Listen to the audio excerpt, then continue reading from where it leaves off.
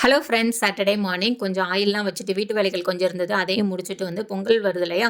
So நெய்லாம் உருக்காம வச்சிருந்தேன். Butter வாங்கி உருக்கிட்டு கொஞ்சம் தோசை மாவு, இட்லி மாவுக்குலாம் அரிசி ஊற போட்டுட்டு கஞ்சி எடுத்துக்கிட்டேன். முந்தின நாள் ரைஸ் மிச்சமாயிருச்சுன்னா நான் கஞ்சி எடுத்துப்பேன். அதுவும் நீங்க வெயிட் லாஸ்ல இருக்கும்போது இந்த மாரி வெங்காயம் போட்டு எடுத்துக்கோங்க. சேம் நல்லா ஒர்க் மதியத்துக்கு வந்து பார்த்தீங்கன்னா, கொத்தமல்லி சாதம் தான். அதுக்கு கொத்தமல்லி, இஞ்சி, பூண்டு, பச்சை மொளகா, ஜீரகம் எல்லாம் சேர்த்து பேஸ்ட் மாரி அரைச்சு எடுத்துக்கோங்க. அதுக்கப்புறம் ஒரு கடாயில வந்து கடுகு, உளுந்து, கடலைப்பருப்பு, வத்தல், கருவேப்பிலை இதெல்லாம் சேர்த்து மிக்ஸ் பண்ணிட்டு, கொஞ்சம் வெங்காயம் சேர்த்து மிக்ஸ் பண்ணிக்கோங்க. அதுக்கப்புறம் அதில வந்து கொஞ்சம் நிலக்கடலையும், சால்ட்டும் ஆட் பண்ணி எடுத்துக்கோங்க.